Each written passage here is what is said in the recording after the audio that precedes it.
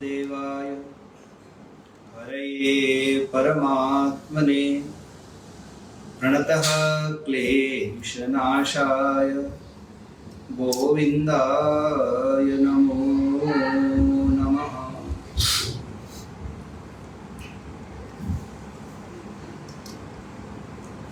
वेदोक्तमेव कुर्वाणो निस्संगोर्पितमीश्वरे नैष्कर्म्यां लभते सिद्धिं रोचनार्था फलश्रुति। या सुहृदय ग्रंथिं निर्जिहीर्षु परात्मना विदिनोपचरेत् देवं तंत्रोक्तेन च केशवम्। भगवान शंकराचार्य ने साधना पंचक का जहां प्रारंभ किया उन्होंने लिखा वेदो नित्यवधीयता।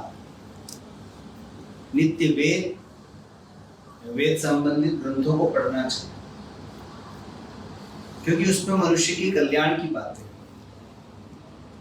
नहीं तो कम से कम गीता का श्रवण, गीता का अध्ययन तो करना ही चाहिए।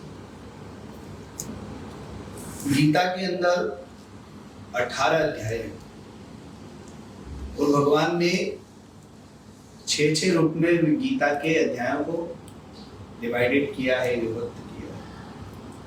तो 6 अध्याय कर्म का निरूपण करते और 6 अध्याय उपासना, पीछे के 6 अध्याय ज्ञान। 6 6 6 8 18। कर्म क्या है, उपासना क्या है और ज्ञान। तो कर्मों की जो आवश्यकता है वो है क्यों? कर्म चित्त की शुद्धि के भगवान आदि शंकराचार्य जी ने विवेक चूड़ामणि में बात करी कि कर्म चित्त शुद्धि के लिए। चित्त जन्मांतरीय शुभाशुभ कर्मों से धूसरित हो जाता है। उसकी शुद्धि के लिए कर्म का वर्णन शास्त्रों में आता है। उदाहरण के लिए समझिए कि आप अपने घर में शीशा लेकर के आए, दर्पण, आईना, मिरर, और मिरर के सामने आप खड़ा होना चाहते हैं।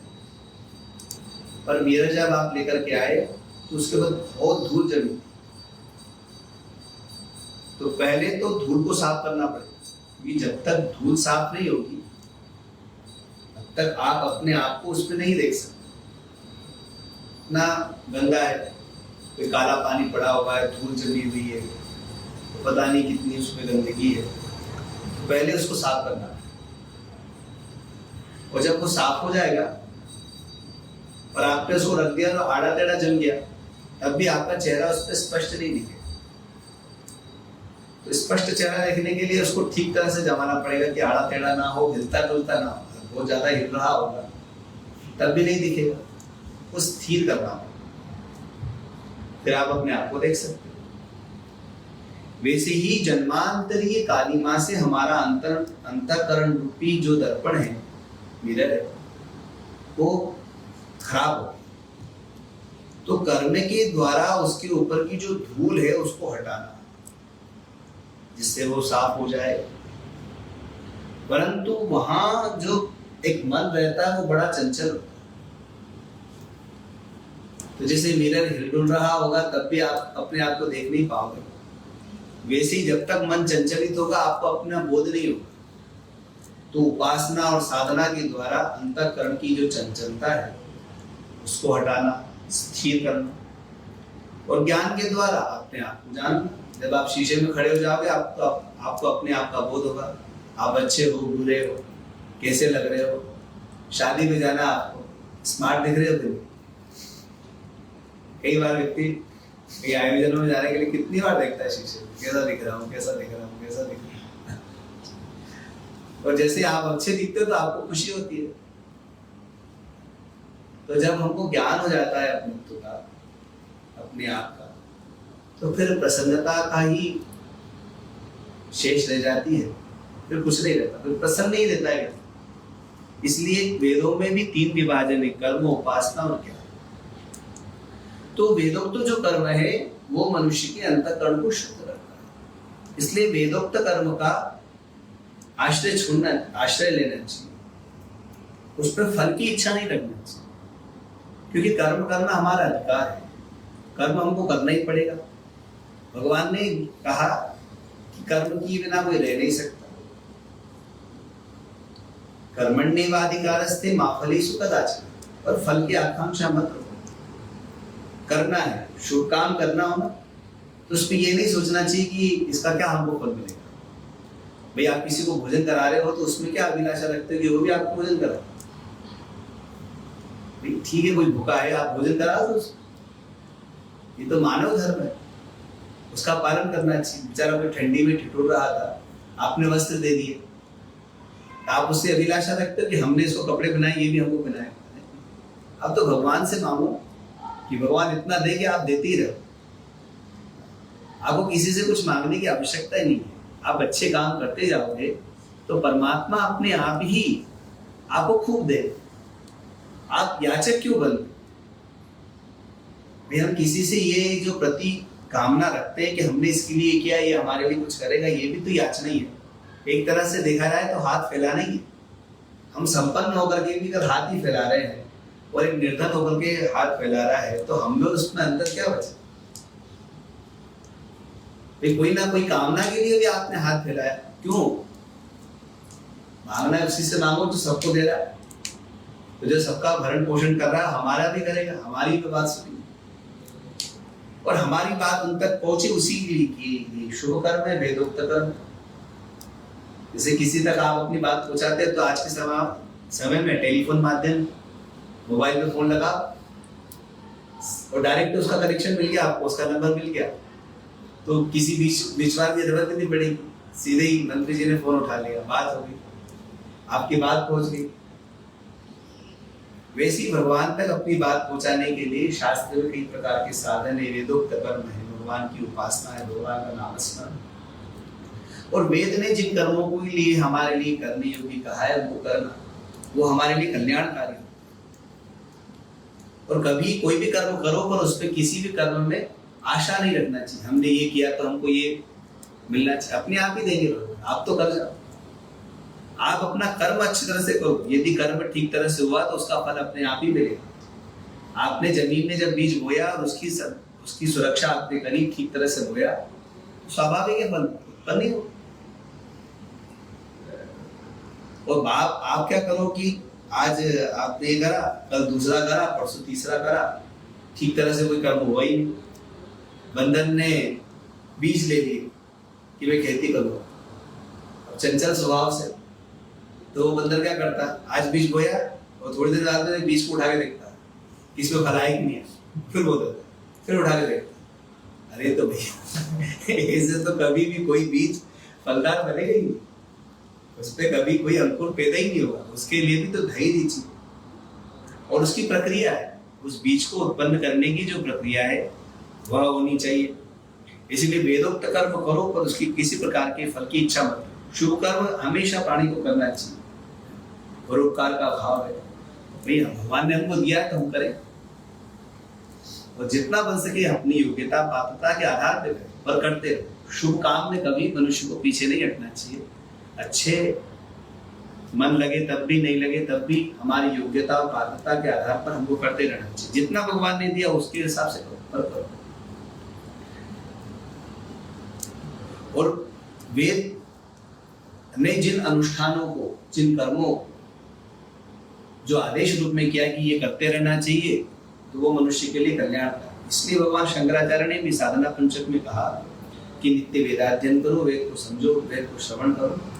वेद में मनुष्य के कल्याण की बहुत सारी बातें हैं और वेद ने जिन कर्मों को कहा है उनको करो, पर किसी भी कर्म में कामना उत्पन्न नहीं करो, निष्काम होकर के। क्योंकि जब आप निष्काम होकर कर्म करते हो तो वो कर्म एक तो आपके लिए बंधन कारक भी नहीं होता, उससे अनंत गुना पुण्य की वृद्धि स्वतः ही मनुष्य को हो जाती है। जब आप शास्त्र विहित कर्म करते हैं, वेद विहित कर्म करते हैं, और ईश्वरार्पण बुद्धि से करते हैं तो वो कर्म मनुष्य के लिए बंधन कारक न होने के कारण उसके हृदय की जो जन्मांतरी ग्रंथियां हैं वे सारी ग्रंथियां उसकी खुल जाती हैं। भगवान की आराधना उपासना से मनुष्य के हृदय की जो ग्रंथियां हैं, विद्यते हृदय ग्रंथिश्चिद्यन्ते सर्व संशया, जिस दिन उसके हृदय की सारी ग्रंथियां खुल गई, सारे संशय दूर हो गए, क्षीयन्ते चास्य कर्माणि, सारे कर्मों का फल भी लोप हो गया, तो तस्मिन् दृष्टे परावरे उसको ब्रह्म दृष्टि प्राप्त होती है और भगवत दर्शन उसको प्राप्त होता है, आत्मानुभूति प्राप्त होती है। लब्धानुग्रह आचार्यात् तेन संदर्शितागम महापुरुषमभ्यर्चेन मूर्त्याभिमतयात्मनः। भगवान की उपासना और आराधना के लिए वेद की शरण ग्रहण करना चाहिए। वेद की शरण ग्रहण करने का मतलब है जो वेदज्ञ महापुरुष है उनकी शरण ग्रहण करना चाहिए। वेद हमको कहाँ समझ में आएगा? तो जो वेद को जान रहे हैं श्रोत्रिय ब्रह्मनिष्ठ महापुरुष, पहले गुरु का आचार्य लब्धानुग्रह, पहले गुरु का अनुग्रह, गुरु की कृपा प्राप्त हो। हम पहले गुरुजनों के निधि में बैठे, क्योंकि गुरुजनों से ही हमको अपने कल्याण का मार्ग प्राप्त होगा। जब हम महापुरुषों के पास में बैठते हैं और वहां अपने कल्याण की बातें सुनते हैं, तभी ही जाकर के मनुष्य कर्म में प्रेरित होता है, क्योंकि उसको पहले पता तो चले क्या करना है क्या नहीं करना। शास्त्र में तो बहुत बात है, पर उसके लिए क्या है? अरे बहुत प्रकार की औषधियां हैं, पर आपको कौन सा रोग है और जो रोग है उसकी निवृत्ति की औषधि कौन सी है क्या पता चला? वो कौन बताएगा? तो वो औषधि विशेषज्ञ जो डॉक्टर है वो बताए। वैसे ही मनुष्य के कल्याण की बातें वेदों में है, पर जो वेदोक्त महापुरुष है वो बताते हैं, जो शास्त्रज्ञ है, जब उनके पास में जाते हैं और जब उनसे सीखते हैं या वो हमको बताते हैं, उनकी आज्ञा के अनुसार हम अपना कर्म करते हैं। अगर उन्होंने कहा कि भगवान की चिन्मय मूर्ति बना करके उनकी आराधना करो, तो भगवान की मूर्ति बना करो। उन्होंने कहा जप करो, तो उसमें लग जाते हैं। उन्होंने कहा भाई तुम तीर्थाटन करो, उसमें लग जाओ। उन्होंने कहा सेवा करो, उसमें लग। क्योंकि सबसे पहले हमारी गुरु में निष्ठा होनी चाहिए, गुरु वाक्य में निष्ठा होनी चाहिए, गुरु प्रदत्त उपहारों में निष्ठा होनी चाहिए, गुरु प्रदत्त मार्ग में निष्ठा होनी चाहिए, गुरु प्रदत्त साधनों में निष्ठा होनी चाहिए।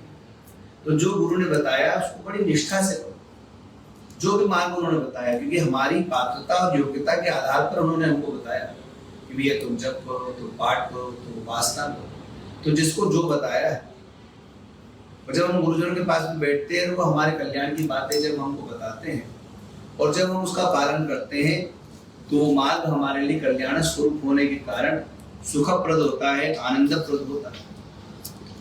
शुचि सम्मुखमासीन प्राणायाम संयमादिभिः प्राण संयमनादिभिः पिंडम विशोध्य संन्यास कृतरक्षोर्च सहित हरि। अब अगर उन्होंने हमको मूर्ति दे दी भगवान की, तुम भगवान की मूर्ति की उपासना करो, कि भाई तुम्हारा मन एकदम से नहीं लगेगा, तो पहले भगवान का अर्चा विग्रह।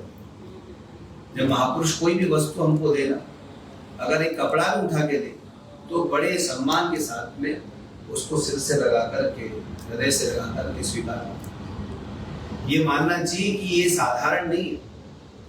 आज हमारा भाग्य था कि इतने लोगों में गुरु ने हमको बुला करके ये वस्तु प्रदान की। वो साधारण वस्तु नहीं है। इतने लोगों में आपको बुला करके गुरु ने अगर कोई वस्तु प्रदान की है, तो वो छोटी नहीं, कभी नहीं सोचना चाहिए कि छोटी सी दी, इसको बड़ा दे दिया, हमको छोटा नहीं। किसी को बड़ा या छोटा नहीं होता। हमारी योग्यता पात्रता के आधार पर जो हमको उन्होंने दिया। छोटा बच्चा है, अब वो 5-6 साल का है, तो 5-6 साल का बच्चा जितना पढ़ लिख सकता होगा, स्कूल में पढ़ाने वाला उतना ही पढ़ाएगा। और बच्चा कॉलेज में है, कॉलेज पढ़ रहा है, तो उसको क्या पढ़ सकता है उसको हिसाब से बताएंगे। पढ़ाने वाले उसकी उम्र देखते हैं, उसका अनुभव देखते हैं, तजुर्बा, उसकी योग्यता पात्रता देखते हैं। चम्मच की आकृति में जितना पानी आएगा उतना ही गिरेगा, कटोरी की पात्रता में जितना पानी आएगा आकृति में उतना ही आएगा, बाल्टी में ज्यादा है। भाई पानी तो आकाश से उतना ही गिर रहा है, पर वो बर्तन की अगर पात्रता उतनी है तो उसमें उतना ही आएगा। गुरु की दृष्टि सभी पे सम दृष्टि होती है, किसी पे ऐसा नहीं कि इस पे ज्यादा उस पे कम। महापुरुषों की दृष्टि सभी शिष्यों पे, सभी भक्तों पे, सभी जनों पे, क्योंकि वो सभ्य भगवान का भाव देखते हैं। महापुरुष का अपना कोई नहीं होता और सब उनके अपने होते, क्योंकि वो लघु गणना नहीं करते। कोई उनसे शत्रुता भी करता हो तो उसके कल्याण की भी भावना उनके मन में है, कोई उनसे प्रेम करता है तो उसके कल्याण की भी भावना उनके मन में। ये नहीं देखते कि ये हमारा प्रेमी है और ये हमारा शत्रु है, क्योंकि वो शत्रु और मित्र का भाव उनका होता ही ना। कोई उनका अपना शत्रु होता है और ना ही कोई उनका अपना मित्र होता है। सबके प्रति समदर्शी भाव होता है महापुरुषों। तो गुरुजन सभी के प्रति प्रेम का भाव है। कोई उनकी स्तुति करे, प्रणाम करे, मान सम्मान करे तब भी, और कोई उनको गाली दे जाए, उनका अपमान करे तब भी उनके मन में सदैव कल्याण की भावना। अयम निज परो वेति गणना लघु चेतसाम उदार चरितानांतु वसुधैव। जिसके अंदर वासुदेव सर्वमिति, सब परमात्मा है, भाव जागृत है, वो भला किससे द्वेष करे? किसी से। वो उनके मन में किसी के प्रति द्वेष भाव नहीं। ऐसे समदर्शी महापुरुष यदि हमको गुरु के रूप में प्राप्त हो तो ये हमारा सौभाग्य होता है।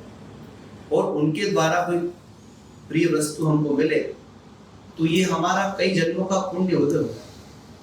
पूज्य भगवान कहते थे कि जब गुरु किसी शिष्य का स्मरण कर लेना, उसका नाम ले ले, ये भी उसका प्रारब्ध है, उसका भाग्य है कि आज गुरु के जिह्वा से उसका नाम है।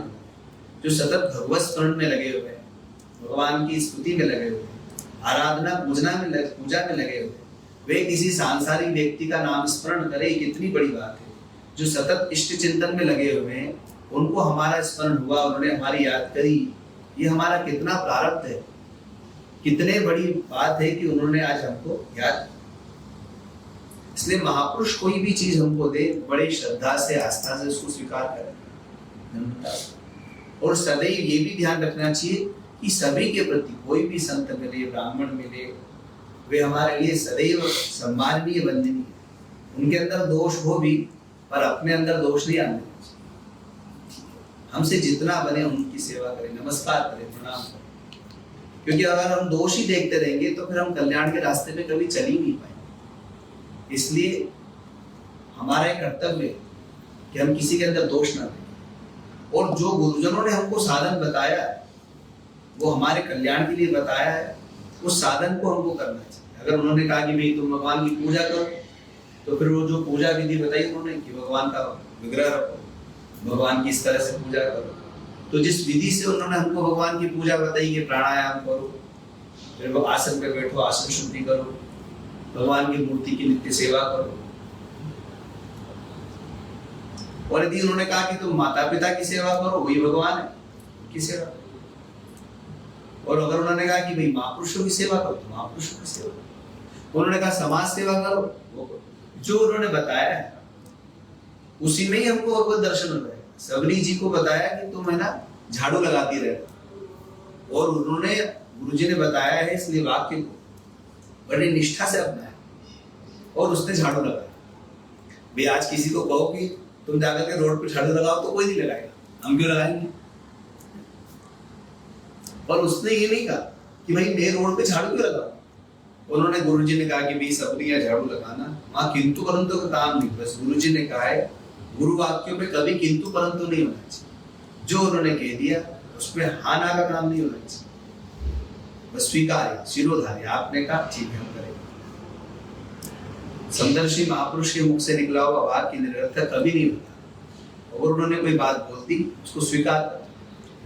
सबरी ने उस बात को स्वीकार कर, और झाड़ू लगाने मात्र से उसको भगवत दर्शन हो गया, भगवान की प्राप्ति हो गई। भगवान के घर उसको जाना नहीं पड़ा, स्वयं भगवान राम उसके चल गए, क्योंकि उसकी गुरु निष्ठा। गुरुजी ने कहा, गुरुजी ने एक शिष्य से कहा, बेटा मेरी खेती में ना मेड़ टूट गई होगी, जरा देख क्या ठीक कर दे। तो वो गया मेड़ ठीक करने के लिए, पर बार बार करे, बारिश तेज हो जाती तो वो मेड़ भर जाए। तो पानी अंदर खेत में जा रहा है, इसलिए फसल खराब हो रही है, और इतना तीव्र गति से पानी आ रहा है, तो शिष्य ने सोचा कि क्या करूं, तो खुद लेट गया। ये नहीं सोचा कि ये कीचड़ में क्यों लेट जाऊं, मेड़ की जगह खुद ही लेट गए कि मेरे कारण पानी तो हो जाए। ये भी नहीं सोचा कि मैं बीमार हो जाऊंगा, क्या होगा। और जंगल का वहां, और जंगल में अकेले, कोई नहीं। जब ऋषि गए तो उन्होंने देखा ये आरुणि तो यहाँ है। बहुत देर हो गई, वो दिखे नहीं गुरु जी को। सब सो गए, सब शिष्य आराम से सो गए। गुरु जी ने देखा कि आरुणि को भेजा था, वो नहीं दिखा। तो गए, किसी शिष्य से पूछा कहाँ है, उन्होंने कहा कि वहां आपने कहा था तो वो खेत में गया। वहां जाके देखा तो वो लेटा हुआ। उसकी गुरु निष्ठा, इतने प्रसन्न हो गए कि आशीर्वाद दिया, सकल शास्त्र का विद्वान हो जाएगा, गुरु हो गए।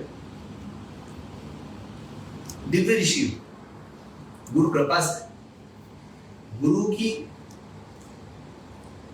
जो आज्ञा अगर आपने उसको शिरोधार्य करा तो गुरु प्रसन्न होकर के अपने नेत्र मात्र से आपको सकल शास्त्र में पारंगत कर दे।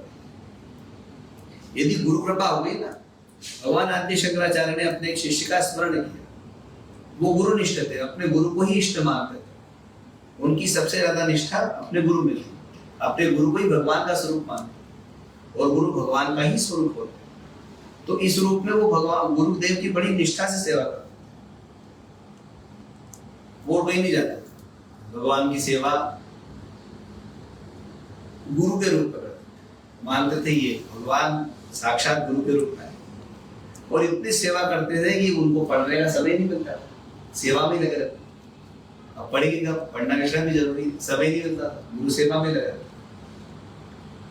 एक दिन लोगों ने उनको थोड़ा ताना सुना, ये बात गुरु जी के सामने सुना, और वो थे नहीं जब उनकी अनुपस्थिति में सुना, तो बोल कर ये बात जब उन्होंने सुनी तो उनको अच्छा नहीं लगा।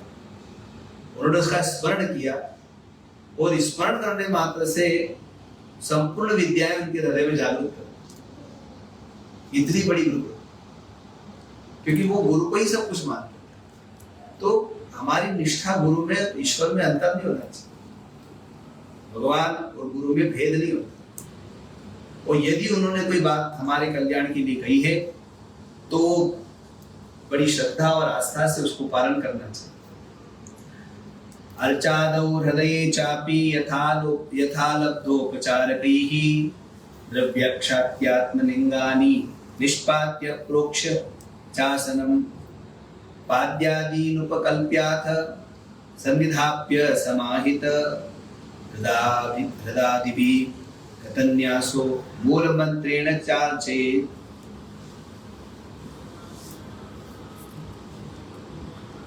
होता क्या है कि सभी लोग आराधना उपासना नहीं करते, सीधे ही अगर उनको आप ध्यान की विधि भी बताओ तो ध्यान लगता नहीं, क्योंकि ये मन बड़ा चंचल है। जैसे ही ध्यान करने लगोगे यहाँ वहां जाए, तो गुरुजन उन लोगों को कोई साधन दे देते, भगवान का विग्रह दे दिया। भगवान का विग्रह दे दिया तो उन्होंने कहा बेटा तू भगवान की रोज पूजा करना, भगवान को अपना सदस्य मानना, भगवान का चित्र पढ़ते, भगवान का चित्र बना हुआ है, सामने चित्र रखा है, रोज पूजा होती, चित्र को पोष लिया।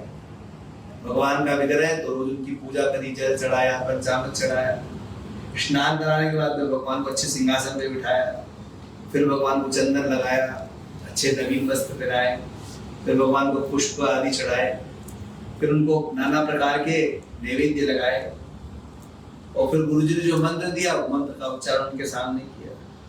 यदि विधि से आपने भगवान की एकाग्रता से जो विधि शास्त्र ने बताई है, उस विधि से जो गुरुजनों ने हमको बताया, और यदि उन्होंने जब बताया जब, तो जो शास्त्र और गुरुजनों ने हमारे लिए बताया, अगर हम उसको बड़ी निष्ठा और आस्था पूर्वक करते हैं तो वो कर्म हमारे लिए कल्याणकारी हो जाता है।